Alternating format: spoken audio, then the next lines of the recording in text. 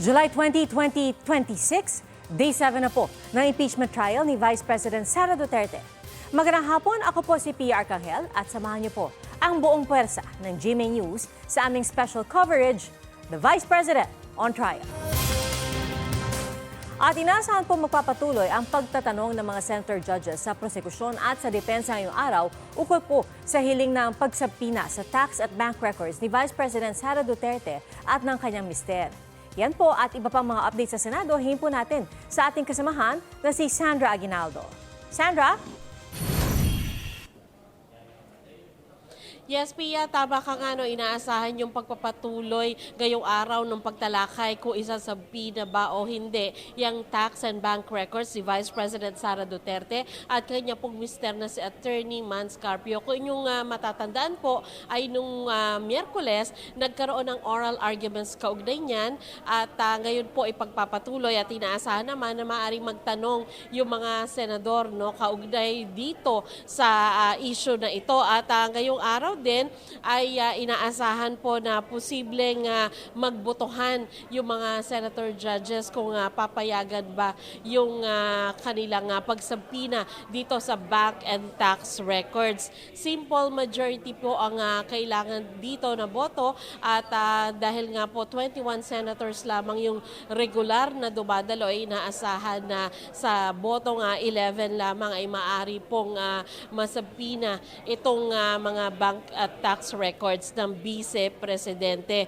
At bukod dyan ay inaabangan din ngayong araw kung magkakaroon Pia ng pagtalakay doon sa mga issue na naganap nitong weekend. Ito yung batuhan ng mga akusasyon nila Senadora Ping Lacson at Senador Alan Peter Cayetano. Gayon din, meron ding Facebook Live, nakasama naman si Senadora Pia Cayetano at meron ding pati yung akusasyon at palitan ng akusasyon with Senador Erwin Tulfo. Pero in the past po, bagamat natatalakay yung tinatawag nating other matters o walang direktang kaugnayan dito sa impeachment trial, ay maaari din naman dahil nagiging liberal din si Senator Jesus Escudero, may mga panawagan din naman sa ibang senador na huwag payagan yung ganitong mga talakayan dahil labas na po ito sa impeachment trials mismo. At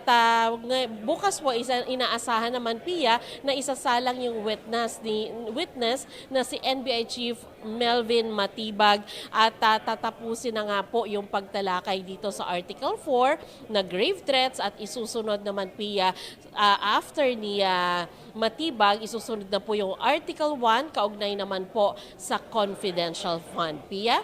Sandra, balikan lang natin yung naging pagtakbo or yung naging takbo ng paglilitis noong nakaraang linggo dahil sinabi 'di ba nung umpisa ni Presiding Officer Senator Judge Chis Escudero na gusto niya sanang magdesisyon noong nakaraang Miyerkules kung pabubuksan nga ba or kung papasapi na nga ba o hindi yung BIR at tax records ng Vice President at ng kanyang asawa. Pero nga dahil napag-usapan nila sa caucus na wag muna, so maaga silang nag-adjourn at ngayong araw na lang daw sila magdedesisyon. So ibig ba sabihin nito, Sandra, ito ay talagang para bigyang daan lahat ng mga senador na gustong magtanong sa prosekusyon at sa depensa ngayong araw na ito?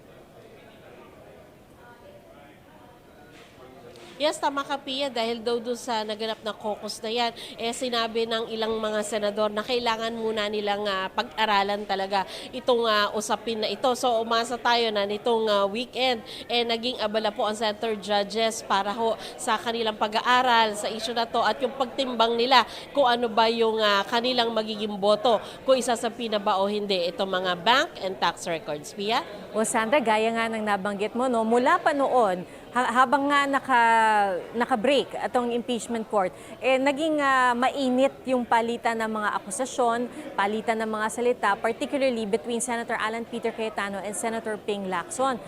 Meron ba sa tingin mo, pwede bang humiling o pwede bang magsabi ang presiding officer na, kasi ang utos lang ngayon wag mong salita tungkol dun sa merits of the case ni Vice President Sara Duterte. Posible ba na hingin din na, teka, wag muna tayong magsalita tungkol sa mga iba pang isyong ganito outside of the impeachment court?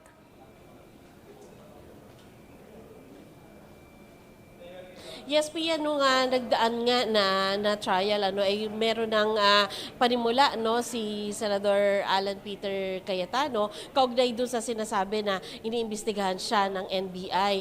At nung mga panahon na yon ay pinayagan naman siyang magsalita kaugnay niyan. Pero at the same time, meron din kasing panawagan from other senator judges na yung mga ganitong usapin ay dapat hindi tinatalakay doon sa trial proper mismo. Meron ako nakausap no na isang opisyal ng impeachment court at nasasabi niya na sa mga nagdang impeachment trial din may mga ganitong nangyayari. Pero kadalasan ay talaga inire-refer ito at sinasabi na ito ay dapat pag-usapan doon na mismo pag nag-session na ang mga senador. Pia? Sandra, masasabi mo ba sa amin kung kamusta yung relasyon ng mga senador off-court, no? Kumbaga off-camera, off-court. Kamusta ba yung relasyon nila? Nakikita mo pa ba sila na, kasi syempre baka maapektuhan pati legislative work nila kapag ganito kainit yung batuhan ng mga salita at ng mga akusasyon? Oo. Pia, kung ang reference ko na pinakamalapit dyan sa tanong mo ay may interview kahapon no, sa DZBB itong si Senator Erwin Tulfo at sinasabi niya na pag daw meron siyang nakakasalubong na isang partikular na senador o nakakasama sa elevator, halimbawa, nagbiro na lamang siya na siguro daw titingin siya sa kisame, ano kaya baka hindi daw niya makikita no, yung senador na yon. So kumbaga masasabi na meron din talaga epekto sa kanilang relationship. Pero pag naman sila ay nandun na sa mismong sa floor no at nagdedebate doon sa impeachment court o trial, nagiging professional namang masasabi bagamat talaga may pagkakataong Pia na nagiging mainit din yung palitan doon sa floor. Pia?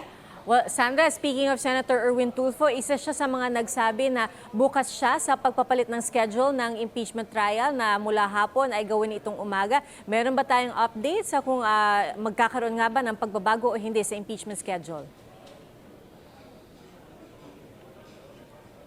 Oo, wala pa tayong talagang official mula sa impeachment court, pero kung yung matatandaan Pia, nabanggit na rin yan ni Presiding Officer Jesus Escudero na yan daw yung kanyang panukala din no, sa impeachment court sa kanyang mga kasamahan at yan nga po yung around 10 a.m. daw ng umaga na, ang impeachment at magpapatuloy hanggang alas 2 o hanggang alas 3. Tapos merong sabi naman ni Senator Erwin Tulfo, patuloy pa rin naman yung magiging trabaho nila as senators. Sabi niya, magsisimula yung session, maaari ay alas 4 hanggang tusawa. Yun ang term niya. Kung kailangan gabihin, lalo na po papasok na po yung budget season na matindi po yung oras na tinatalakay ang national budget, pwede raw hong tusawa yung kanilang session. Pia? O kasi mas magiging masalimuot na, no? Kumbaga yung schedule ng Senado after ng State of the Nation address sa susunod na linggo. Sa July 27 na yan, Sandra, di ba? So parang mas magiging siksik, no, yung schedule ng legislatura. Pero ikaw ba, Sandra, sa karanasan mo, dahil alam namin na, syempre, nag-cover ka rin ng corona impeachment trial nung nakaraan, nagkaroon ba midway through the trial ng pagbabago sa schedule para ma-accommodate ang iba pang trabaho ng mga senador? Sa naalala ko, Pia, mga panahon naman na yun, wala naman wala namang naging change pa. Pero ang laging konsiderasyon, ang nakikita ko ngayon na kaibahan yung sabi nila, Huwebes at Biyernes ilalaan nila sa committee hearings. At ngayon nga rin, habang tayo nagre-report, kaya araw na to, nagkaroon ng committee hearing. So, dagdag pa ho yan doon sa hearings, doon sa trabaho na ginagawa ng ating mga senador. Pia? Alright, Sandra, maraming salamat sa iyo. Makikibalita ulit kami sa iyo mamaya. Si Sandra Aguinaldo po nag-uulat live mula sa Senado. At ngayon makibalita rin tayo live sa ating kasamahan na si Joseph Moro na nariyan rin sa Senado. Joseph, anong latest? Yes, Pia, bubuksan o hindi? Yan ang tanong sa Senate Impeachment Court at yan ang kanilang pagdedebatehan at desisyonan ngayong araw. Ang sinasabi ng iba dyan, this is a crucial, pivotal, and even sabihin nila a crucial test for the Senate Impeachment Court. Itong punto na ito kung ng kanilang pagdedesisyon kung papayagan ba nila na isabpina yung ilang mga ebidensya na may kinalaman dun sa Article 2 ng prosecution na may kaugnay ng unexplained wealth and other business interests ng Vice President. Pero bago yan, Pia, kita naman natin in the past couple of hearings, bago yung mismong pagtalakay ng impeachment court dun sa trial, sa subject ng impeachment, ay nakikita natin yung ilang mga senador na may mga manifestation. Ayon dito sa prosecution, hindi daw appropriate para sa prosecution to be dragged by Senate's internal matters, and it does not give them the satisfaction to see senators quarreling. So kung maaari daw, according to the public prosecutor, Congressman Adjong, Zia Adjong, ay sana ay maisantabi ng mga senador kung ano man yung internal conflicts na meron sila sa isa't isa para maipagpatuloy o magtuloy-tuloy itong pagdinig ng Senado sa impeachment complaint laban kay Vice President Duterte. Bukas, last witness ng prosecution dun sa Article 4, si NBI Director Melvin Matibag, at ang sabi nitong si Private Prosecutor Jay Tolosa, you don't want to miss itong testimony nitong si Director Matibag. Ngayon, as I said, ruling on the subpoena kung bibigyan. Pero Pia, ano ba yung mga nature ng mga gustong makita ng prosecution para ma-i-advance nila or masuportahan nila yung aligasyon ng hindi maipaliwanag na yaman ng bise. Ito yung mga AMLAC records or Anti-Money Laundering Council records, mga suspicious and covert transactions, bank records ng at least or galing sa 7 bangko, 2 sa Green Hills dito sa Metro Manila at 5 doon sa Davao. Tapos yung mga BIR tax records, taxable years 2007 to 2025. Last week, narinig natin yung magkabilang panig, kontra at saka pabor, kung bubuksan o papagsabina yung mga dokumento na yun. Sabi ng prosecution kay Attorney Jokno, hindi po confidential ang katotohanan. Sagot naman ni Attorney Michael Poa, no one is above the law, but no one should be deprived of the protection of the law. Ibig sabihin, nitong si Attorney Poa, kung may mga batas, sa mga batas na yan, halimbawa sa AMLAC o sa data privacy, may mga proteksyon, hindi lamang ang Vice Presidente, kundi mga ordinaryong mga Pilipino. At yun yung dapat hindi mawala. Pero again, ang sabi nga ni Attorney Jokno, hindi confidential ang katotohanan at may kapangyarihan ang Senate Impeachment Court na ipasabpina ito. Pero Pia, kahit ngayon nila hinihingi, yung subpoena na yan ay hindi pa natin makikita yung laman nitong mga bank records, AMLAC records, kasi nasa Article 1 pa lang tayo by this week. Article 2 yan, unexplained wealth. So pang dulo pa yan dun sa 4 nila na articles unless they reorganize or they reorder yung presentation of articles. Pia. Alright, Joseph, balikan lang natin yung mga naging pangyayari nitong mga nakaraang linggo. Dahil sabi mo nga, bukas expected si NBI Director Melvin Matibag bilang testigo, panghuling testigo for Article 4. So nabawasan, essentially nabawasan yung mga araw na itinalaga para sa Article 4. So ibig ba sabihin, pwede pang madagdagan yung araw ng ibang articles of impeachment? Kasi bukas day 8, so dapat hanggang day 11 sila. So yung 3 nalalabing araw na dapat sa Article 4, pwede bang ilipat sa ibang article? Well, yung schedule naman na inilatag ng prosecution and even the defense, parang suggested na schedule. Kasi pwede namang kasi 11 yung hiningi nila for Article 4, pero ang na-consume lang nila is something like 3-6, so mga 6 or 5 even. No? So kalahati lang nung original plan nila. Pwedeng sasabihin natin na napabilis yung presentation ng Article 4, pero baka naman mamaya dito sa Article 1, confidential funds, dyan naman tayo tumagal.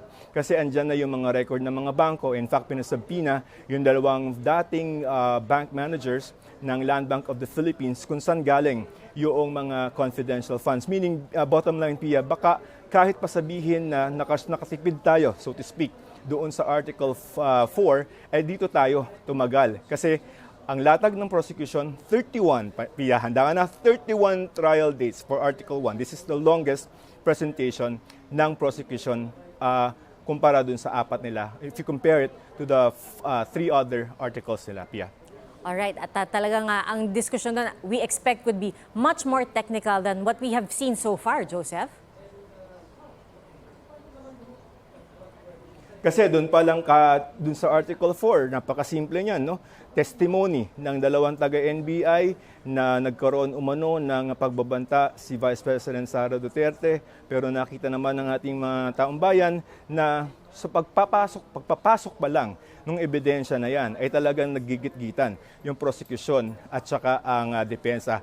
Much more, itong may issue ng legalidad supposedly, yung mga legal concerns, for example, sa AMLAC, dapat ba yan? May mga exceptions ba yan? Bank records, dapat bang ibuyang-yang yan? BIR records, dapat ba ipakita yan? May mga data privacy. So, you can expect every step of the way with regard to, well, at least today, no, for oral. Siyempre, mawawala na yung mga issue na yun pag no-rule na yung Senate Impeachment Court. But today, pwede itanong ng ilang mga senator judges yung ganun mga issue, whether, kasi ang involved dyan ng mga batas, at least 4, AMLAC, Bank Secrecy Law, BIR, National Internal Revenue Code, and data privacy. Siyempre, magkaiba yung posisyon ng defense and prosecution yan, but these are the issues, these are the legal, the laws that are involved in this case. So, baka ngayon, nakapag-argue na defense and prosecution, but the senator judges might have their own interpretation of yung mga requirement under the law. So, but I think we can safe to say, we can expect a decision today on the subpoena, whether they will grant or not, Pia. Alright. Pero Joseph, that's all, yan lang ang nasa agenda sa araw na ito, di ba? Ang desisyon kung ito nga ba ipapasabpina o hindi. Halimbawa, no, on the off chance na maaga silang matapos, pwede na ba magpatawag ng witness? Pero hindi Article 2, Article 1 tayo. Pero bukas na yun. Kasi may isa pa pala tayo, di ba? So ang schedule natin via no witnesses today, resolve subpoena. Tomorrow, if they finish today, maaga tayo makakauwi. Pero tomorrow, kung matapos na itong issue na to, we proceed with the last witness of the prosecution, Director Matibag, for Article 4. And then, probably, baka hindi tayo matapos ng Wednesday kay Director Matibag. So baka next week na yung pagpapalit ng article ng prosecution, Article 4132, for Article 1 on the confidential funds. So, probably tomorrow, Matibag, and then until Wednesday, Pia. Alright, Joseph, maraming salamat sa iyo at abangan namin ang iba pa mga updates mula dyan sa Senado. Maraming salamat sa iyo, Joseph Moro. At isa nga po sa mga inaasahang pagdedesisyonan ngayong araw, ang pagbubukas ng tax records ni Vice President Sara Duterte at ng kanyang asawa. Magagawa kaya yan tulad ng nagawa noon sa impeachment trial ni dating Chief Justice Renato Corona? Narito ang report ni Sandra Aguinaldo. Paglabag ba sa karapatan ni Vice President Sara Duterte ang pagbubukas ng kanyang tax at bank records gaya ng sinasabi ng depensa? O paglalahad lamang ng katotohanan gaya ng sabi ng prosecution? Dahil ako po ay nagsimula magtrabaho. Mainit na rin itong pinagdebatihan sa isa ring impeachment trial noong taong 2012 laban kay nooy Supreme Court Chief Justice Renato Corona. Kinuwestiyon noon kung tama ang kanyang idineklarang yaman, kaya pumirma siya sa waiver para mabuksan ang kanyang mga bank account. Ito po, pirmado ko na po. Pero meron siyang kondisyon. Dapat daw pumirma din ng waiver ang mga mambabatas. Kung hindi sila papayag sa hamong ito, bibigyan ko po ng direktiba ang aking defense panel na i-rest na po ang aking depensa. Total, wala naman silang napatunayang paratang laban sa akin. Nauwi ito sa kanyang biglang pag-alis sa paglilitis. The Chief Justice of the Republic of the Philippines wishes to be excused.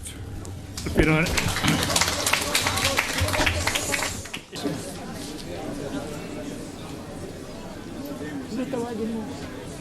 Counsel for the defense, will you kindly yes, Your Honor, advise your client to return to the witness stand? I respect him as a Chief Justice, but this court must be respected.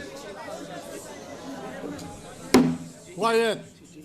At ang kanyang tax records na ungkat pa rin noon. Paliwanag din ay Bureau of Internal Revenue o BIR Chief Kim Henares na tumestigo sa trial. Nakasaad sa National Internal Revenue Code of the Philippines na ang mga income tax returns na nakalagak sa Office of the Commissioner ng BIR ay magiging bahagi ng public records at maaring mabuksan sa inspeksyon sa utos ng Pangulo ng Pilipinas. Noong mga panahon na yon, pinayagan ni Pangulong Noynoy Aquino ang pagre-release ng tax records ni Corona. Ako yung sinupina ng Senado na mag-testify at dalhin ho yung mga income tax return ni Justice Corona, the wife, the children, and the son-in-law. Kailangan may isang magte-testify niyan para ma-admit as evidence. Ngayon, tax records naman ni Vice President Sara Duterte ng kanyang mister at kanila mga negosyo ang gustong maungkat sa kanyang impeachment trial. Bagay na tinutulan ng defense team ng bise dahil labag nila sa batas at labag sa karapatan ng bise sa due process. Let's look at the tax code. Section 270 of which criminalizes disclosure of taxpayers' information. Meron po bang exception sa batas na ito? Meron po, but it is limited. Kasama po bang impeachment? Hindi po. Ayon sa ilang abogado, tulad noon, nasa kamay din ng Pangulo kung magagamit itong ebidensya. So magsusupina ho siya kay Commissioner ng BIR. Ngayon, ang Commissioner ng BIR, susulatan niya ngayon ang Presidente na meron ho ako natanggap na supina. Pahingi ho ng authority nyo na pwede kong i-release. Kasi kung hindi nyo ako bibigyan ng authorization, hindi ko pwedeng i-release. Gayunman, pinag-iisipan pa ng prosecution kung kailangan pa ba talagang gambalain ang Pangulo. Legal strategy po yan. Hanggat maaari, siyempre ayaw naman natin na guluhin pa ang ating executive. Sabi naman ng Malacanang, wala pang request kay Pangulong Bongbong Marcos para sa isang authorization. Sa ngayon, wala pa rin po. Wala pa rin pong ibinibigay na anumang request. Bukod sa tax records, pinapasabpi na rin ng prosecution ang bank records at reports ng Anti-Money Laundering Council na mga confidential din. Hindi po tayo takot sa dokumento. Ang gusto lang po natin yung naayon sa batas. Wala po tayong kinakatakot sa mga dokumento. It's really that, when we're trying to obtain evidence, procure evidence, it always has to be within the limits of the Constitution, the laws, and the rules. Sa Lunes ito, inaasang dedesisyonan ng senator judges. Ayon sa tagapagsalita ng impeachment court, sakaling magbotohan ang mga senator judges kung ipapasabpi na ang financial records ng bise, simple majority lang ng mga dumalo ang kailangan. 21 senador ang nakadadalo sa trial ngayon, kaya 11 boto ang kailangan. Sinusundan kasi ng korte yung previous rin na nangyari sa Corona trial. Nag-issue na subpoena ang korte kay Commissioner Kim Henares. I'm sure itong fact na to will be brought up as well by the senator judges or the parties pagdating sa Lunes. Kung ipasabpi na nga ng impeachment court ang financial records ni Duterte, maaari bang dumulog ang bise sa Supreme Court para pigilan ito? Karapatan po nila yan.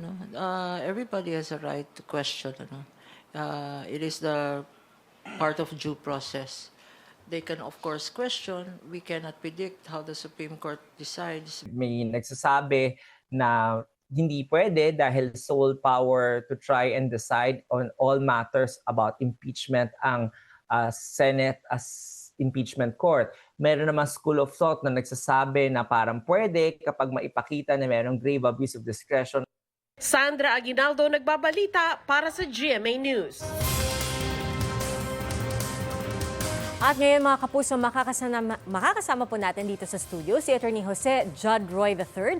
Naging bahagi po siya ng defense team sa impeachment trial noon ni dating Supreme Court Chief Justice Renato Corona. Magandang hapon po, Attorney Roy. Magandang hapon, Pia. Magandang hapon mga kababayan, lahat ng tigapanood.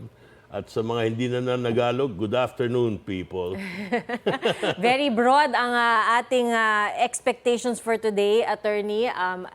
Pero itong scenario, very familiar po sa inyo dahil kayo po ay naging bahagi noon ng defense team ni Chief Justice Corona at that time. Pero, and the situation very familiar also kasi naging usapin kung dapat nga ba o hindi nabuksan ng kanyang bank and tax records. So, eto, day 7, inaabangan natin yung desisyon. All the senator judges wish to question both prosecution and defense. Ano kaya ang mga aasahan nating scenarios sa araw na ito? Well, you know, Pia, nung panahon ni Chief Justice Corona, we also tried to block it. Gusto rin namin harangin. Hindi naman sa ano, pero kasi maraming ipapaliwanag eh. Di ba? At siyempre, kung maaari, yung privacy ng tao, gusto natin mapanatili. Pero nakita nyo naman yung nangyari kay Corona. Binuksan din lahat ng impeachment court yan. At ano pa ba natuklasan doon? 2 accounts yun eh. Yung 2 klaseng accounts. Yung kanyang mga peso account at saka meron siyang dollars. Yung dollars, never nabuksan. So yung nilalaman ng dollar account, hanggang ngayon, pinagdidebatehan, may spekulasyon kung ano man yung laman nun. So hindi na lumabas na ebidensya yun. Ang naging ruling ng Supreme Court doon, hindi maaring buksan ang foreign currency account. Pero yung peso account, binuksan. At nakita, labis-labis yung pera. Or hindi yun ang inaasahan magiging laman ng peso account. Ano bang nangyari? Yung si Mrs. Corona kasi nung panahon na yon, siya yung administradora nung mga mana nung kanyang pamilya. So may binili na lupain ang City of Manila, 37 million kung tama yung pagkaalala ko. At ipinasok doon sa bank account ni Chief Justice Corona, although yung bank account nakapangalan lang kay Chief Justice. So yan ang isang interesting na impormasyon yan kasi nga ang isang issue dito, yung bang ari-arian ng mag-asawa, madadawit ba sila o yung kanilang ari-arian pag may impeachment? So yun ang isang ehemplo kung bakit pwedeng buksan yan. Kasi sa sistema ng marital laws natin, hanggat walang deklarasyon sa una, bago kayo ikasal, ang mga ari-arian nyo ay pumapasok sa tinatawag na absolute community. Nagiging joint property yan. Pareho kayong nagiging may-ari nung mga ari-arian. May mga ilang exceptions pero iilan lang yun. Pero yung mga pangkaraniwang ari-arian nyo, yung mga sinasahod nyo, that becomes jointly owned under the system of absolute community. Kaya ang sinasabi nga ngayon, kung ano yung kay Sara, yun din ang kay Mads, at kung ano yung kay Mads, yun din ang kay Sara. Yun ang issue dyan sa kung maaring isama yung mga ari-arian ni Attorney Mads. Di ba nga siya'y nagsampa ng kaso at gustong ipaharang yung mga BIR records. Ngayon, nabanggit yata kanina doon sa mga earlier reports na yung impeachment court ang tanging magdedesisyon sa lahat ng issue ukol sa impeachment.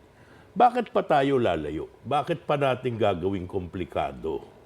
Ano ba itong BIR records? Ito'y BIR tax return. Lahat naman tayo, lahat naman ng mamamayan, kailangan mag-file niyan. Hindi lang yun, kailangan mag-file ka ng tama ang nilalaman, hindi ba? Ito'y isang, hindi lang public document, pero ito'y isang kinakailangan para manatili kang maayos na miyembro ng lipunan. To be a citizen in good standing, you must routinely, periodically, and timely file yung BIR tax return. So, hindi ko alam kung bakit nagkakaproblema. I think nag-umpisa yan dahil doon sa batas ng BIR, parang sinasabing hindi maaari itong basta-basta ilabas kung walang sapat na dahilan.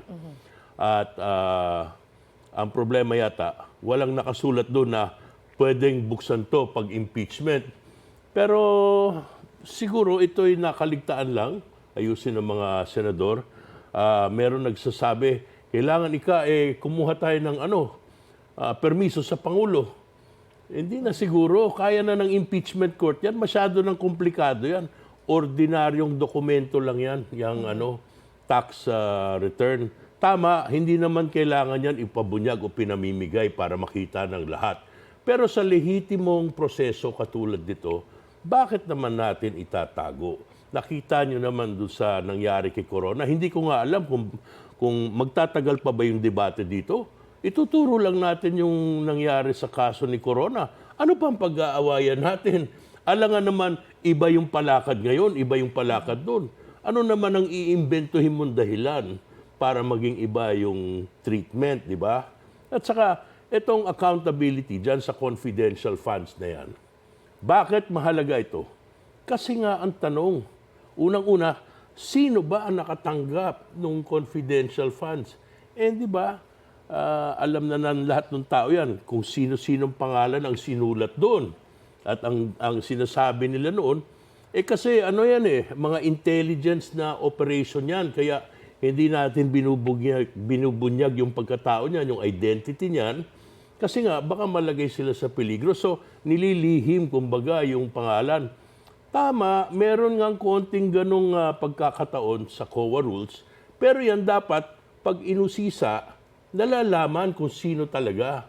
Pag sinulat mo dun, meron pa yata dun, Manuel Jokno, kung hindi ako nagkakamali. Yung mga piatos na yan, yung mga chichirin na pangalan.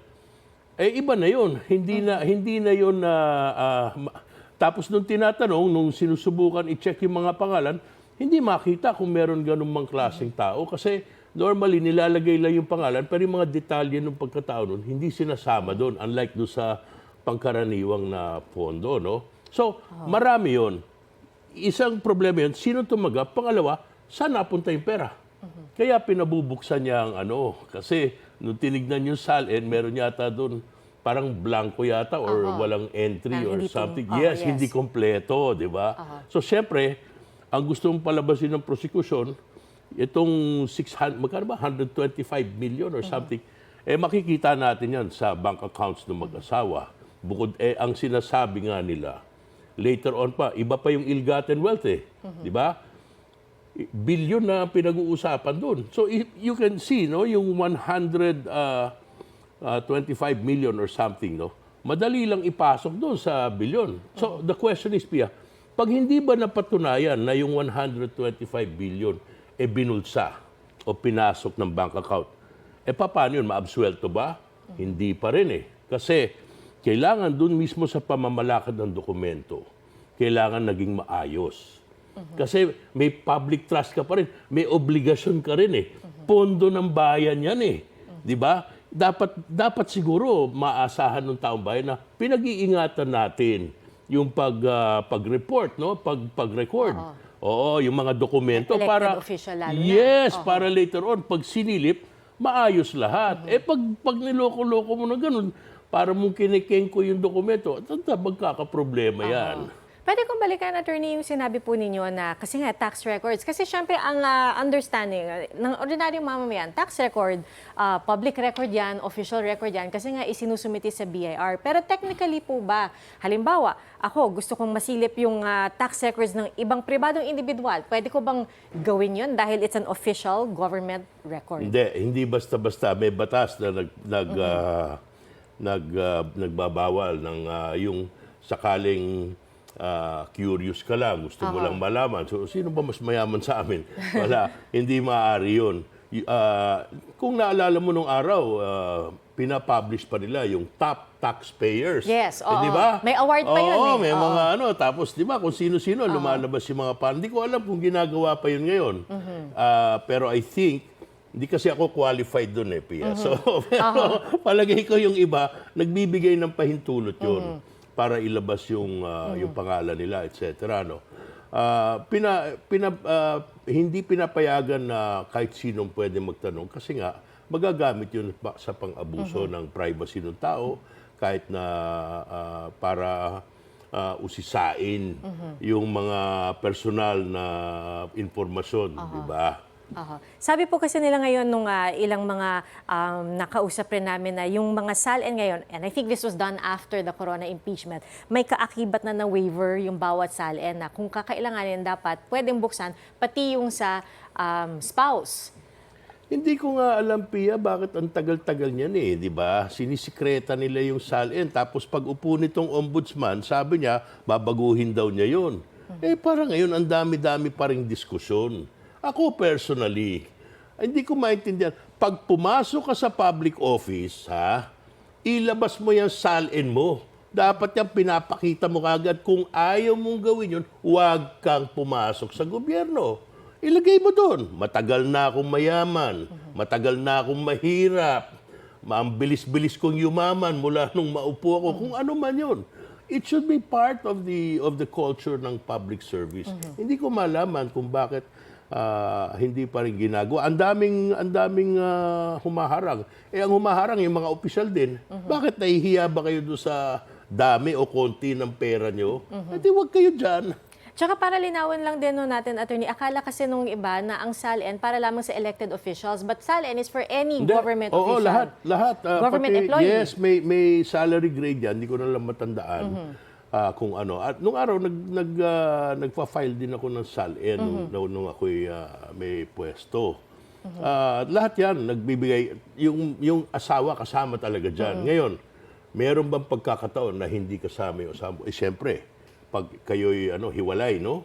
Meron kayong annulment, meron kayong tinatawag na prenuptial agreement. Yung bago kayo kinasal, meron na kayong kasunduan na yung mga ari-arian namin forever hiwalay. Alright, Attorney, babalikan natin ang diskusyon na ito. Pero sa punto ito, makikibalita muna tayo sa ating kasama na si Ian Cruz dahil nariyan rin po siya sa Senado. Ian, anong update ninyo dyan? Yes, Pia, sa mga sandaling ito, nakita na natin halos karamihan doon sa mga miyembro ng depensa, gayon din yung mga taga-prosecution at kasalukuyan, Pia, narito sila doon sa kanilang mga silid, sa kanilang mga huddle room para paghandaan yung day 7 itong impeachment trial ni Vice President Sara Duterte, kung saan ngayong araw inaasahan didesisyonan na ng impeachment court yung hiling ng prosecution ukol sa mga subpina ng bank records, BIR records nito si Vice President Sara Duterte. Kanina ay sinika pa sana natin magtanong doon sa ilang mga taga-prosecution at maging kina-attorney Poe at kina-attorney Sheila Sison ng depensa, pero talagang nagka-thumbs up or kumakaway lamang sila, Pia. Pia, mapapansin mo talagang napakaraming tao dito sa hallway nitong Senado at kanina ay katatapos-tapos lang din ng isang hearing ng Committee ng Environment and Natural Resources and Climate Change itong si Senador Raffy Tulfo at yun nga Pia, isang hearing pa lamang yung nakasabay ng impeachment trial ngayon, pero napakarami talaga ng tao dito at yun nga ang isa sa mga magiging challenge dito sa Senado. Paano kung mayroon 3 hearing, 4 na hearing, and then meron pang ibang investigasyon, meron pang impeachment, at meron pang ibang kailangang gawin, mga technical working group na mga meeting at consultation meeting. So papaano nga ba magkakasya? Ang understanding natin, Pia, dito pa lamang sa floor na ito, sa second floor kung saan naroroon nga ang session hall, ang plenary, ay 2 room lamang talaga yung bakante, yung Pexon and Laurel room. So kapag talagang nagkaroon ng napakaraming hearing, isa yan sa mga magiging challenge dito sa Senado kung paano pagkakasyahin, lalo na pagdating ng budget season, Pia. Alam natin na talagang maraming mga kailangan pumunta dito ng mga departamento na ipinatatawag at talagang sunod-sunod sila pinatatawag, kaya kailangan mag-standby. Pero pagbalik dito sa impeachment trial, ang mga taga-Sergeant at Arms at ang iba pang mga taga-PSPG na nagbibigay ng protection dito sa Senado ay talagang mahigpit ang kanilang seguridad. Talagang paikot-ikot sila sa bawat area dito, sa mga hallway at sa mga silid. Talagang tinitiyak nila na talagang in place ang security dahil nga syempre kailangan hindi ma-interrupt at kinakailangan tuloy-tuloy ang gagawing proseso ngayong araw. So yan muna ang latest sa bahaging ito ng Senado. Balik sa iyo, Pia. Ian, kamusta naman sa paligid ng Senado ang ipinapatupad na seguridad? Hanggang ngayon ba, ganun pa rin katindi mula nung day 1 o medyo nag-iiba rin yung pagpapatupad ng seguridad as the days go on? Well, Pia, ang nakita natin kanina, no, may mga ilang mga tao na nandoon sa labas, ano, at may mga pulis din na nagmamando doon, ano, at may mga area talaga, no, na doon sa Jokno Boulevard, ito yung daan, ano, leading dito sa Senado, talagang may mga pulis at may mga taga traffic enforcement unit na nagbabantay doon, ano, para matiyak na yung mga talagang kailangan lamang magpunta dito sa Senado yung pupunta dito. At syempre pagpasok dito sa Senado, ganun pa rin talaga, Pia, kahigpit, ano, kung hindi ka taga Senado, kung wala kang Senate ID, kinakailangan mayroon kang visitor sa QR code. At kung wala yun, ay syempre kailangan i-accomplish muna dahil makapasok ka man doon sa compound, hindi ka rin makakapasok o makakatuloy dito sa pinagdarausan nga nitong impeachment trial, sapagkat yung mga may business lamang dito at yung mga aprobadong tao lamang ang talagang pinapapasok dahil nga sa higpit ng seguridad dito, Pia. At hanggang ngayon, Ian, meron pa rin bang mga nagpaparehistro para maging miyembro ng gallery na maaaring manood ng impeachment proceedings live mula dyan mismo sa Senado? Well, Pia, talaga naman bukas yan, ano? Pero yun nga, ano, dahil limitado yung slots at talagang kahit ang mga miyembro ng media ay hindi lahat nakakapasok dyan, ano? So kung most likely karamihan sa mga talagang naaprubahan na ay nandito na ngayon sa loob ng Senado dahil nga, Pia, ilang minuto na lamang ay magsisimula na nga ang Day 7 itong impeachment trial ni Vice President Sara Duterte, Pia. Alright, at Ian, alam natin na ikaw ay nakatutok sa defense team din, no? Lalo na nitong mga nakaraang araw. At nung nakaraan ay si Vice President Sara Duterte nagkaroon ng kumbaga surprise visit dahil walang may alam na siya ay pupunta sa Senado. Meron bang abiso kung sa mga susunod na araw ay muli siyang dadalo sa Senado para makipagpulong sa kanyang mga abogado? Well, Pia, sa ngayon, ano, ay wala pang mga impormasyon, ano, gaya ng binabanggit ni Attorney Powa. Hindi nila talaga alam exactly kung kailan na pupunta dito si Vice President Sara Duterte. Pero ang napapansin natin at halos kinukumpirma rin, ano, ni Attorney Powa, tuwing may nagpupunta dito si Vice President Sara Duterte, nung nagpunta siya, nakapag-meeting siya doon sa kanyang abogado, at nung napabalita naman na pupunta siya, dapat magkakaroon ng pagtestimonya, no, si Attorney Zuleika Lopez na tauhan niya sa Office of Vice President. So sa ngayon naman ay walang mga taga-OVP o mga dating tauhan niya sa DepEd ang pupunta dito, kaya hindi pa ngayon inaasahan ang pagpunta ng Vice President dito sa Senado. Pero talagang nakahanda rin, Pia, no, ang USA, ang PSPG, lagi tayo nagtatanong sa kanila, no, ang sinasabi naman nila anytime ready sila. Ang Senado may nakahandang holding room para sa kanya kung hindi siya didiretso dito sa huddle room ng defense, at handang-handa ang USA kung sakali man na anytime dumating ang Vice President. Pero yun nga, sa ngayon ay wala pang pasabi kung pupunta talaga ang Vice President dito, Pia. Alright, at Ian, si Attorney Michael Powa pa rin ba ang inaasahan nating haharap para sa depensa ngayong araw kung may mga tanong ang Senator Judges tungkol naman dito sa pagbubukas, no, ng BAR at bank records? Yes, Pia, siya pa rin ang inaasahan natin, ano, sapagkat wala naman din siyang nabanggit sa atin kanina na iba yung magpe-present, ano, at yun nga, sila talaga ni Attorney Jokno yung nakatoka at nakita na nga natin, ano, na sumalang, ano, at inaasahan, Pia, na maaring magkaroon ng mga clarificatory questions ang mga senador na pinaghandaan at patuloy ngayon na pinaghahandaan ng magkabilang panig, kabilang na nga ang depensa na si Attorney Michael Powa, Pia. Well, noong nakaraan, no, Ian, mismong si presiding officer, Senator Judge Chis Escudero, ang bumati sa pagiging mahinahon ng kapwa prosekusyon at depensa. At si Attorney Michael Powa na rin mismo nagsabi na hindi naman niya yun binalak o hindi naman siya estratehiya, at yun ay talagang bahagi ng kanyang personalidad, no, bilang isang abogado. So aabangan natin, Ian, kung ano pa yung ibang pag-uusapan ngayong araw na ito dahil sa ilang minuto na lamang ay mag-uumpisa na ang Day 7, no, ng impeachment trial laban kay Vice President Sara Duterte. So Ian, makikibalita ulit kami sa iyo mamaya. Maraming salamat sa iyo, Ian Cruz.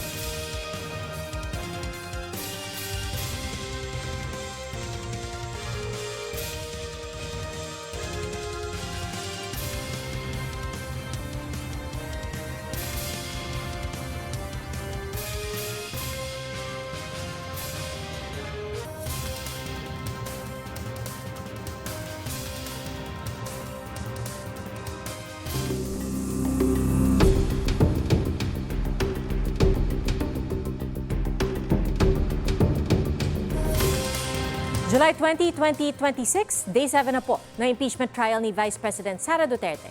Magandang hapon, ako po si Pia Arcangel at samahan niyo po ang buong pwersa ng GMA News sa aming special coverage, The Vice President on Trial. At bago po ang pagsisimula ng Day 7 ng trial, makibalita muna tayo live sa Senado kay Joseph Moro. Joseph? Isa lang ang gagawin ngayon ng Senate Impeachment Court. Sagutin ang tanong, bubuksan o hindi?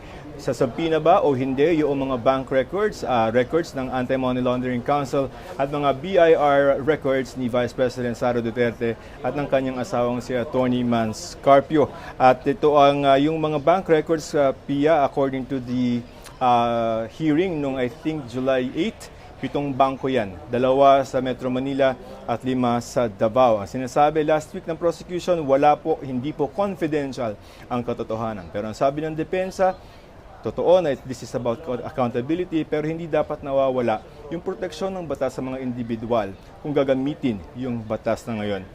This week, we're expecting na yung prosecution will wrap up yung presentation of evidence nila sa Article 4 with NBI Director Melvin Matipag tomorrow at kung matatapos sa tomorrow ay mag-shift yung prosecution sa Article 1 which is confidential funds or misuse and misappropriation of confidential funds, DepEd and OVP. But before that, we have Attorney Reginald Tongol, spokesperson ng Senate Impeachment Court. Sir, today ba kayang magdesisyon na tayo? Ang Senate Impeachment Court, subpoena o hindi? Yes, I think the impeachment court will decide today to either issue or deny the subpoena request by the House Prosecution Panel. Sir, ang nakita ng taong bayan bago talaga pumunta dun sa impeachment trial, may mga manifestation yung mga senador. Alam mo naman nangyari nung weekend. Medyo nagkapalitan ng salita ang ilang mga senador. Paano yan? Baka yun muna ang marinig natin? Or... Of course, that is within the realm of possibility. Wala namang pumipigil sa ating mga senator judges na tumayo at ipahayag yung mga gusto nilang ipahayag during the proceedings in the impeachment.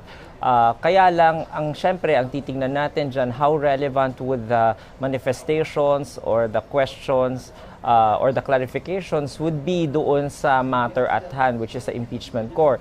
Is it for the impeachment court to decide or is it for the Senate plenary as a legislative body to decide? So yun yung mga kailangan babalansahin ng ating presiding officer and other senator judges when they actually hear other senator judges to raise certain matters on the floor. Ibig sabihin, may kinalaman ba yan sa impeachment? Paano kung wala? Sabihin ng pagbobotohan nila? I think the senator judges have way too many arsenals already in their Senate rules at saka sa Senate Impeachment Court in order to be able to determine whether what to do with those kinds of manifestations at saka syempre kung merong mga out of line din na mga questions or mga punto, meron namang mga remedies dyan yung ating mga senator judges. But it's only them who can decide on the matter whether they will vote on it or not, or magpapa-counter manifestation lamang yung isa pang senator judge. It's within the realm of possibilities na pwedeng mangyari. Sir, last before I turn over to Pia, pag mamaya, kung magde-decide, nominal ba to? Makikita ba natin boto ng bawat isang senador o ano ba, viva voce? I think we have to understand Rule 6 of the Senate impeachment rules gives the presiding officer that sole discretion either for him to decide on it ng mag-isa lamang and then pwede lamang apilahin ng any senator judge at dun lamang magbobotohan viva voce. Nakalagay yun sa Rule 6, malinaw. Walang nakalagay doon na nominal voting. However, syempre may mga leeways din naman na pinapayagan na nominal voting. Now, the second discretion of the presiding officer under Rule 6 is to throw the matter on the first instance to the Senate floor, to the senator judges to vote again by yeas and nays again on that, on whatever motion or objection na evidentially na nire-raise. So yun yung makikita natin na remedies lamang ng ating mga senator judges at mga options for voting only upon the presiding officer's discretion.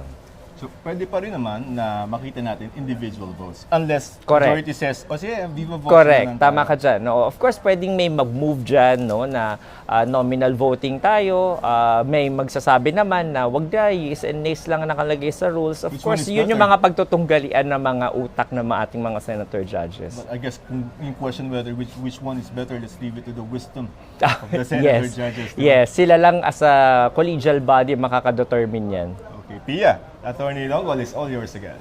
Attorney, nung nakaraang linggo, nagkaroon nga ng caucus, di ba, ang mga senador bago sila bumalik sa impeachment court at nag-desisyon na, sige, pagpaliban na lang natin hanggang Lunes yung pagboto kung bubuksan nga ba o hindi ang tax and bank records. Attorney, alam po ba natin kung anong napag-usapan in caucus? Kung sino-sino ba ang may mga matitinding issue na nais iharap no, sa impeachment court kung bakit hindi nila napagdesisyonan noong nakaarang Miyerkules?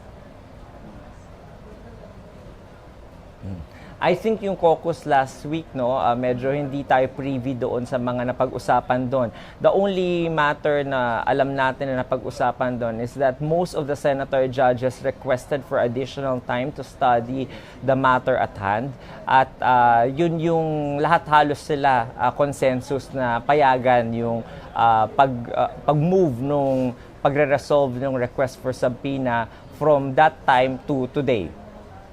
At looking back, attorney, sa naging takbo ng impeachment trial the past 2 weeks, may paalala po ba si Presiding Officer Chis Escudero sa mga senador? Gaya ng nasabi ni Joseph, no, while court was on break, ang daming mga issues na lumabas na outside actually of the impeachment court but still somehow being related to the ongoing impeachment trial. Ano po ba ang kumbaga paalala ng Presiding Officer tungkol dito? So far, Pia, wala namang any na mga paalalang ganyan in public yung ating presiding officer because I think he is also mindful that whatever power he has on castigating or siguro reminding or guiding his fellow senator judges can only be done within the convening of the impeachment court, no, at nangyayari lamang yan kapag nandun lahat sila for 3 days in a week. So kung merong mga reminders na maririnig tayo or guidelines during the convening of the impeachment court in plenary session. Alright, Attorney Reggie Tongol, tagapagsalita ng impeachment court, at sa ating kasamahang si Joseph Morong, maraming salamat po sa inyo.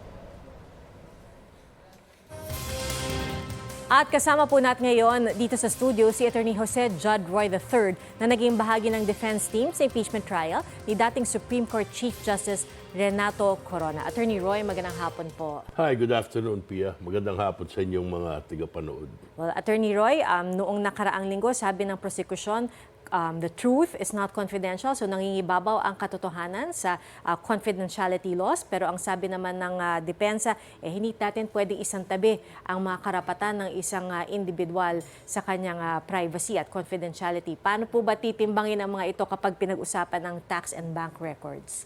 Si VP Sara, hindi naman siya ordinaryong citizen, mamamayan siya'y sakop ng impeachment court kasi meron siyang hawak na katungkulan ng pataas.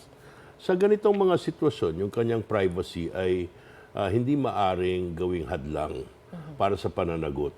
Okay? At dapat naman yan, kahit anong sitwasyon naman, talagang hindi dapat maging hadlang ang privacy para sa pananagot kung may katiwalian man. Ang privacy nag-a-arise dito kasi kung sa una walang ebidensya, hindi mo pwedeng buksan saka maghanap. Yan ang tinatawag na fishing expedition. Na nabanggit rin ng depensa. Yes, pinipilit ng depensa. Pero yung issue ng pagbukas ng mga financial records, tapos na yan, Pia. Ginawa na yun ng panahon ni Corona. So, hindi na mahirap desisyonan ng impeachment court yan. Ang tinitignan nila, kung ako man sila, no, ang titignan kong mabuti ngayon is, gaano kalawak ba ang records na bubuksan natin, ang impormasyon. Kasi nga, dito nagtatalo. Kailangan dito lang sa term na ito. Yung mga records lang na ukol dito sa panahon ng pagka-vice-presidente niya. At ang sinasabi ng depensa, lahat ng impormasyon bago nung siya'y mahalal, hindi na mahalaga yun. Ang sinasabi naman ng prosekusyon, Yung mga paratang naman against her, ang pinag-uusapan lang yung ang termino niya. Pero kailangan natin siyasatin itong mga naunang panahon para makita kung paano tayo umabot sa ganito. Alam mo, Pia, when you get elected, no, or when you get appointed, nasama ka sa gobyerno, meron niyang paunang salin Di ba? Kung ano yung mga ari-arian mo.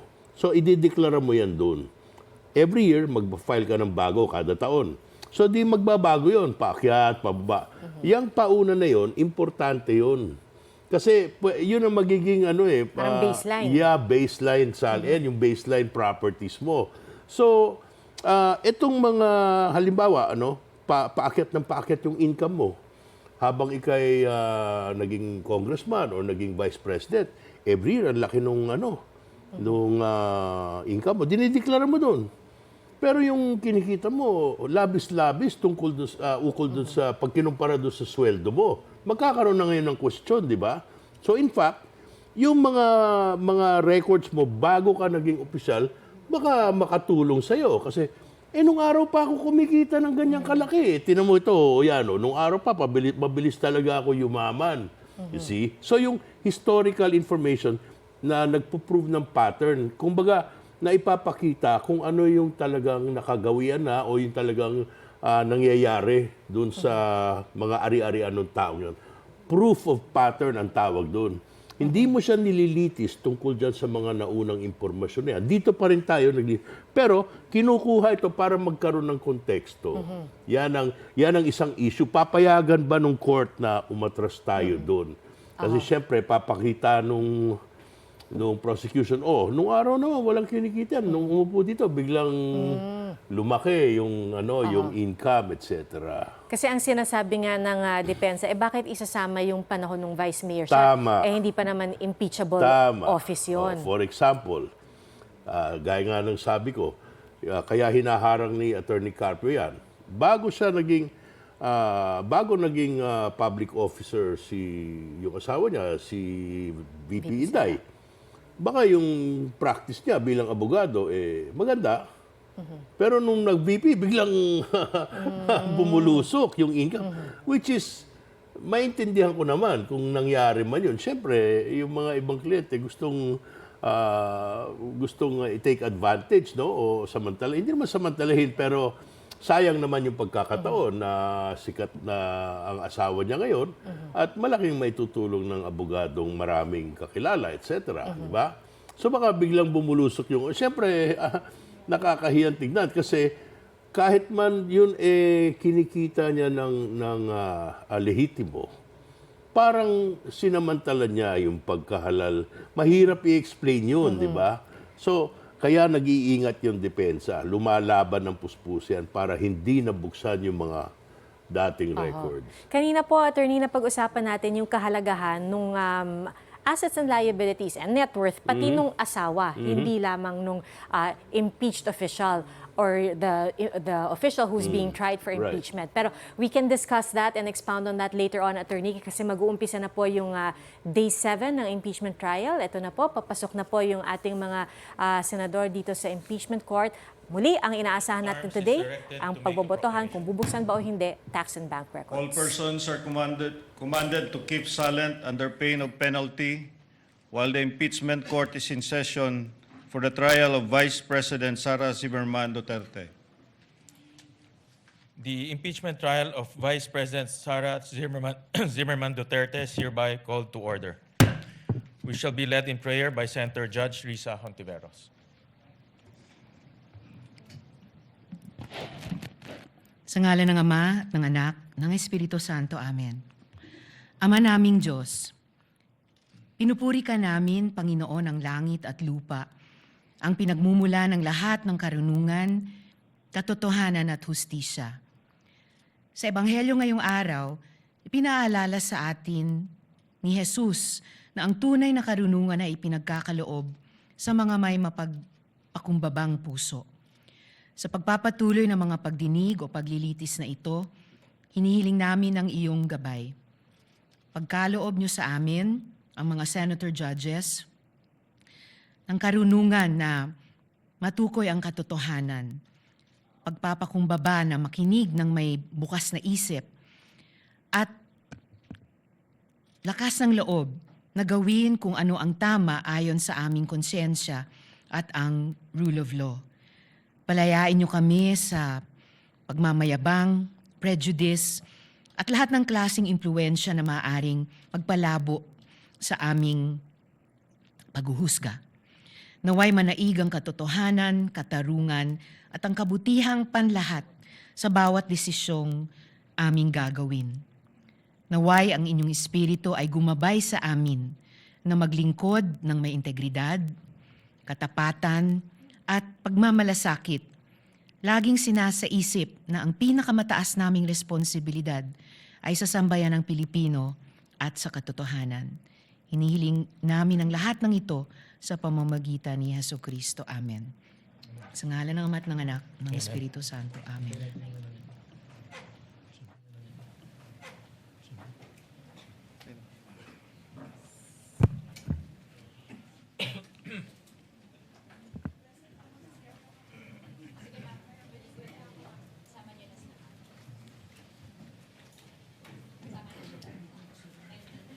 Senator Mark.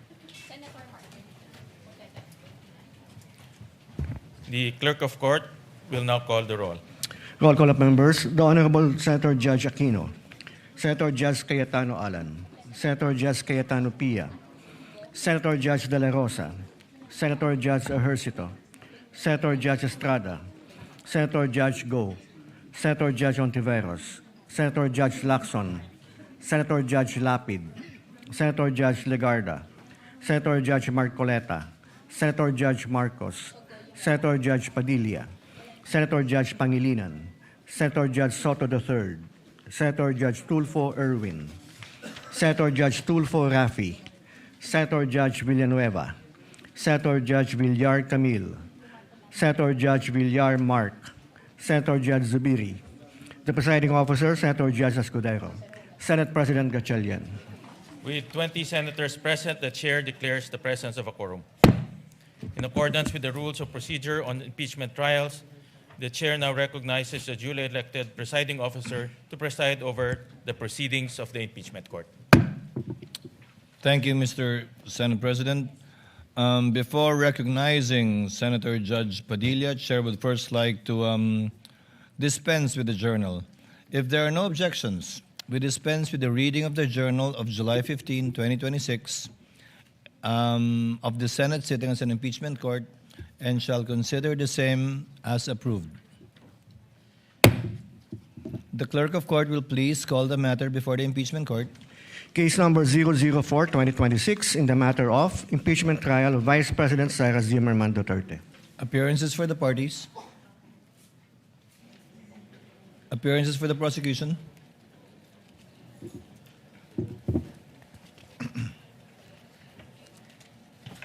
Good afternoon, Your Honors. Same appearance for the prosecution. We are ready, Your Honor. Appearances for the respondent. Good afternoon, Your Honor. Same appearance for the respondent accused. Thank you, Your Honor. Noted.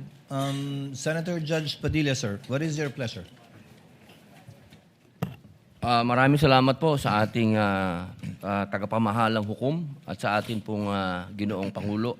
Nais ko lamang pong basahin ng napakaigsing manifestasyon po. The gentleman may proceed with his manifestation. Maraming salamat po. A'udhu billahi minash shaitanir rajim. Bismillahirrahmanirrahim. Alhamdulillah rabbil alamin. Aming mga kasama, ako po'y humihingi ng paumanhin sapagkat dito pong nakaraang linggo, lumabas po sa mga balita na may aligasyon na ako daw po ay hindi sumusunod sa batas. Ito po ay nakalulungkot para sa isang senador, sa isang senator judge, ang masabihan na hindi sumusunod sa batas. Samantalang nung tayo po ay merong mahal na saksi dito, pinaalala po natin sa kanya na harapin ang batas. Noong nakaraang linggo, ang atin pong kaibigan na ombudsman, ang sinabi po ng mahal na ombudsman na ako daw po ay hindi sumunod sa kanilang pasabi na mag-file ng aking counter affidavit.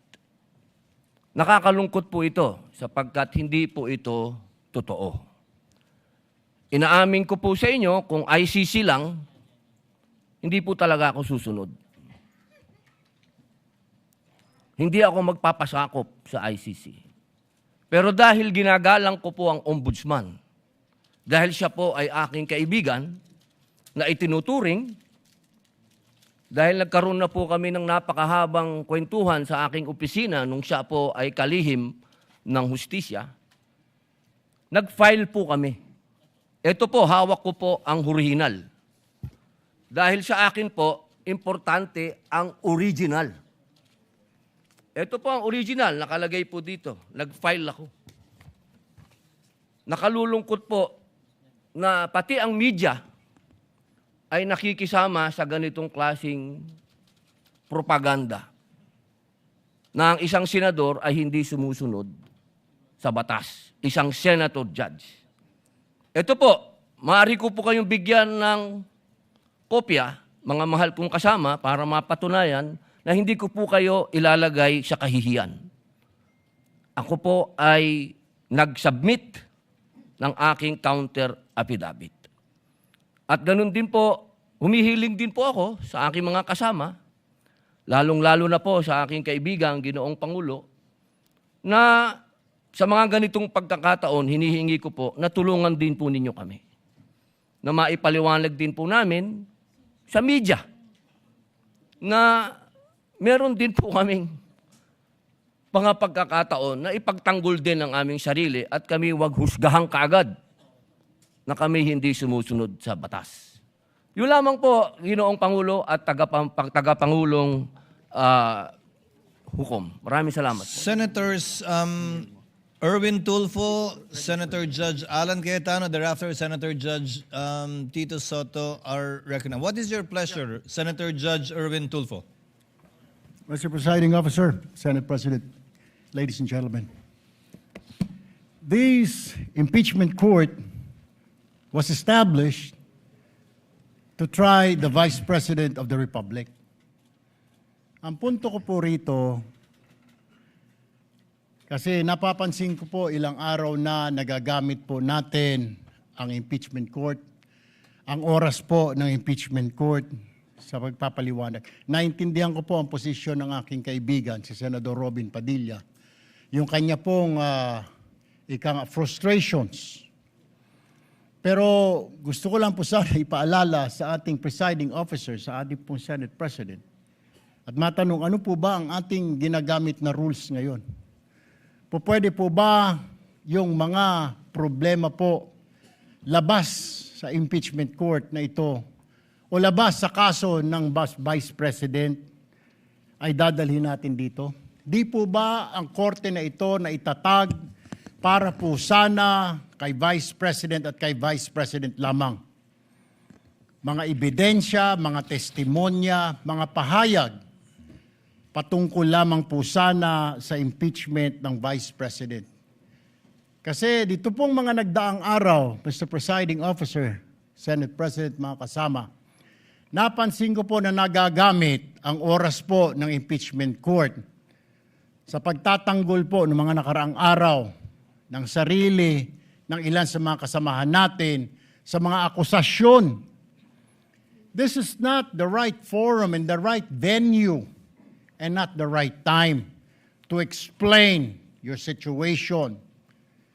Kung gusto po ninyong mag-eksplika ng inyong mga saloobin, problema, maaari naman po ninyong gawin yan sa labas po ng oras ng impeachment court.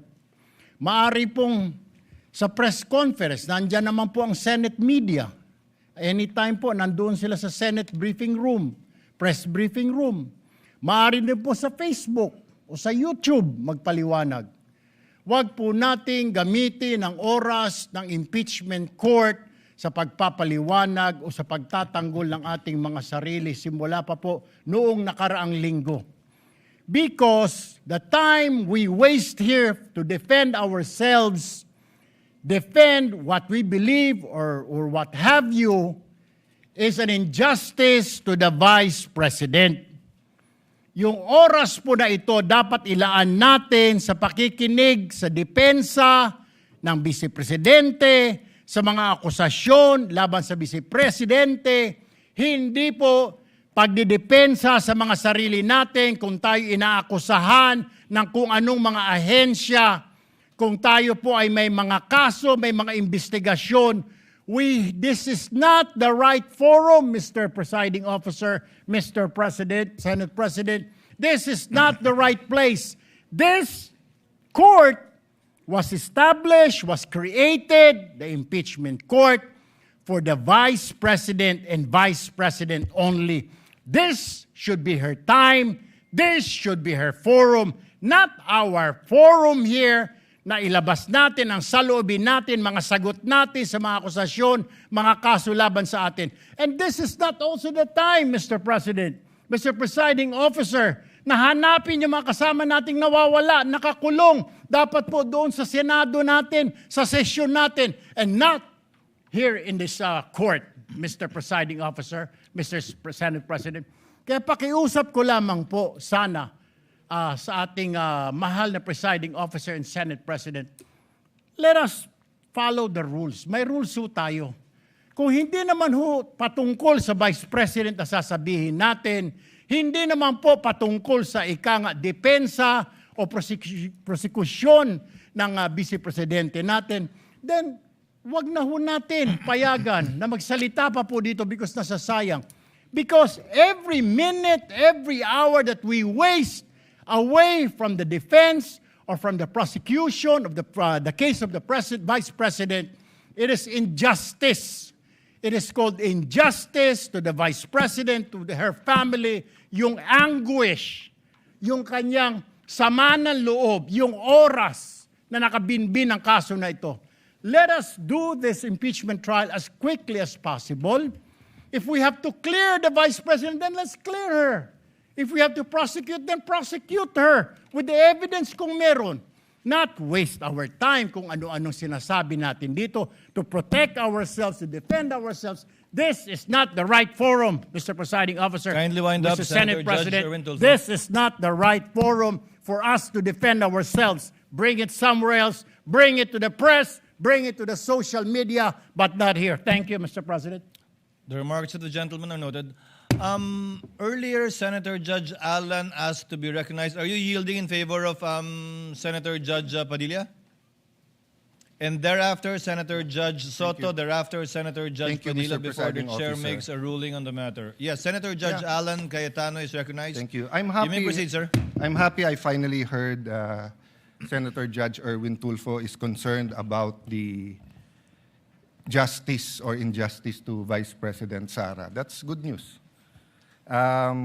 Regarding the waste of time here, sabi ni Senator Joker Arroyo, it is useless to argue a legal point with a non-lawyer. When Senator Marcoleta brought that up here, nagkaroon ng commotion. Senator Miriam stood up here many times and said, kaya ka nga nagpo 4 years na law school at nagbabar. So let me give my own interpretation. The impeachment court is formed with lawyers and non-lawyers. And we interact, and it's for everyone, and we're equal. But if there's an engineer here or a doctor, and they talk about medical principles, I have to either study and argue on medical principles. Hindi ko pwedeng sabihin, hindi, ganito lang yan, logic lang yan, etc. Diba? So, ang legal principle natin today is simple, integrity ng court. So, allow me to mention that to the people and help educate my colleague here. The integrity of the court and the justices or judges is always relevant. So if the Supreme Court or COMELEC, Court of Tax Appeals, Sandigan Bayan is being heard, and the judges are being threatened, you give them time. So we cannot take the impeachment out of context. May nangyayaring flood control scandal. May nangyayaring gulo sa Team Unity na hindi na united ngayon. We consider Senator Marcoleta and Senator Jinggoy political prisoners. Weaponized yung Blue Ribbon Committee at weaponized yung ano. So Mr. President, hindi tama na sabihin na I wasn't, after we brought up the problem with NBI, they doubled down, gumawa pa ng task force. I mentioned 2 colleagues sa SALN, I didn't accuse them. Sabi ko lang, just like Vice President Sara, just because tumaas ang SALN, can we already ask for the BIR, for the AMLA and the bank accounts?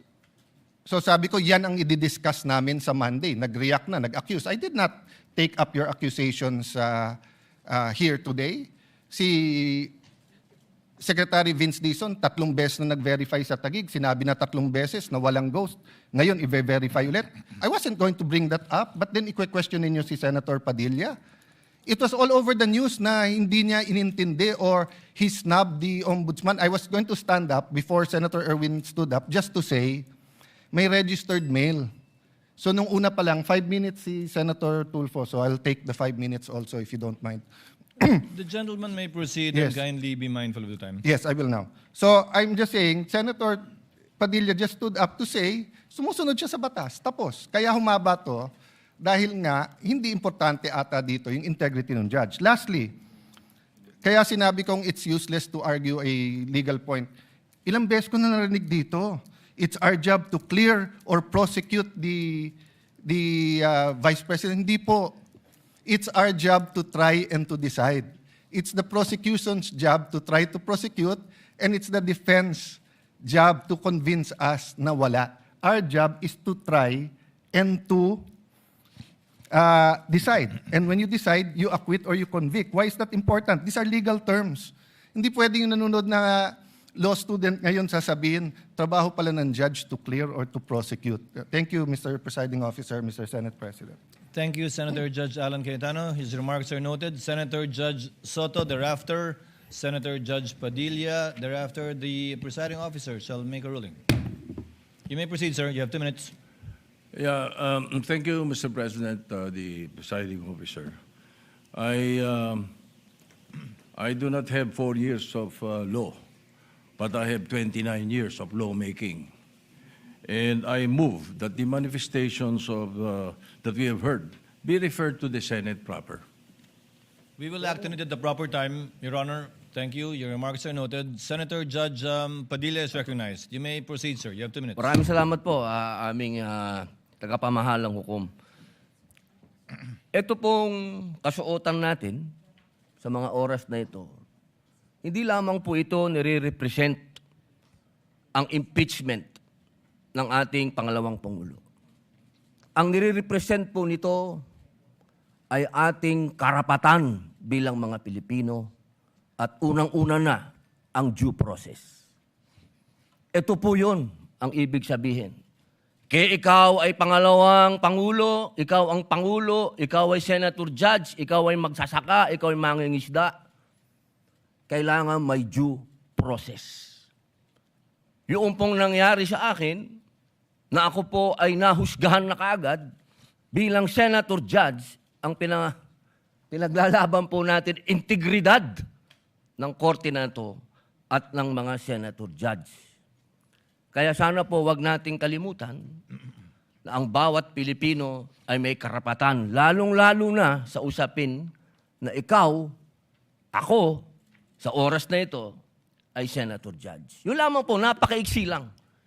Due process, mga mahal kong kaibigan, mga mahal kong kababayan, maging prosecution, maging defense, sa ating lahat, wag nating kalimutan, pantay-pantay tayo sa batas. Maraming salamat po. Senator Judge Pangilinan, what is your pleasure, sir? Yes, just a very quick manifestation, Mr. Presiding Officer. Earlier, former Senate President Soto moved that these matters be referred to the Senate. This is precedent, actually. During the Estrada impeachment trial, the father of Senator Cayetano Alan, Senator Rene Cayetano, made a manifestation regarding a case that was supposedly being prepared, a criminal case to be filed against him. It was raised in the impeachment court, but ultimately the impeachment court agreed that the manifestation was referred to the Senate as a legislative body. So there is precedent for this. Yes, the court allowed then Senator Rene Cayetano to make his manifestation, but eventually it was resolved that the matter be referred to the Senate as a legislative body. So we share, we move for the previous, yes, we call for the previous question, Mr. President. Senator Judge Cayetano. I think the presiding officer ruled that we will take it up later on, but if Senator Judge Pangilinan will insist, then I have to object on a point of order. Rule 6 says, the last part, the provisions of the rules of the Senate and the revised rules of court shall apply suppletory whenever applicable. And in the rules of the Senate, whenever the senator feels threatened or anything happens, whether pinatayan ng aircon, whether may nakatutok na barel or sinaran ng pinto, he can rise on a point of personal and collective privilege. We didn't do that para umikli. Now, if we're going to argue today rather than ask them about due process with a simple manifestation from Senator Padilla na hindi totoong binabastos o binabaliwala ang ombudsman, registered mail lang kaya hindi pa nadagdag, so hindi kami ang nagwe-waste ng time. We can have a caucus, we can talk about it. You want to debate that now? With the permission of Senator Judge Pangilinan, to abbreviate the proceedings. May I just, Mr. President, because I was alluded to, Mr. President. May I just very quickly, Mr. President, Rule 6 on... You may proceed, sir. Thank you, Mr. President. Rule 6 of our impeachment rules, Mr. President, which was quoted by Senator Cayetano as being suppletory. Mr. President, that refers to evidence, rulings on evidence in the impeachment trial. It does not refer to privileged speeches. Therefore, the suppletory nature of the rules of court, as well as the Senate rules, refer to matters pertaining to evidence and no other, Mr. President. But in the spirit of liberality, we will allow that. That's precisely why we did not object when he spoke last week. But let us not abuse the liberality of this court, Mr. President. With the permission of Senator Judge Tulfo Erwin, the chair will make a ruling because I believe it is also his position not to prolong this matter in discussing collateral matters not pertaining to the articles of impeachment that we are hearing and trying before the impeachment court. The chair rules that the manifestation of Senator Judge Padilla shall remain in the records.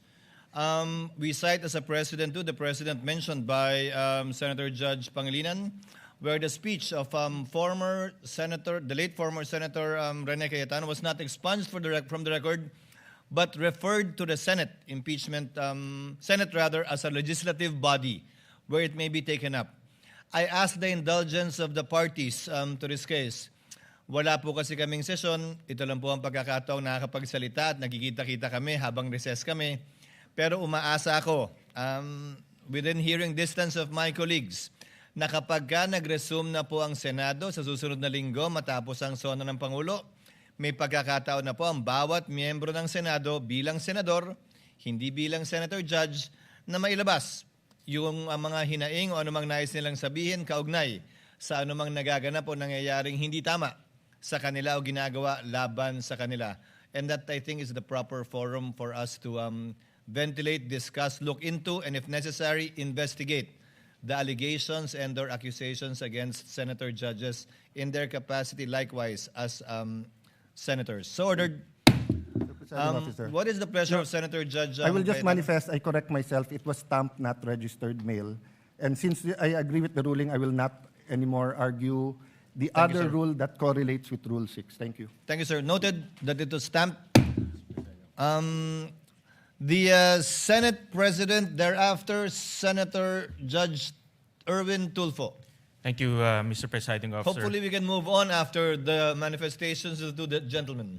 Let me appreciate and thank the ruling of the presiding officer to refer the manifestations as well as the comments of our colleagues to the Senate, acting as a legislative body.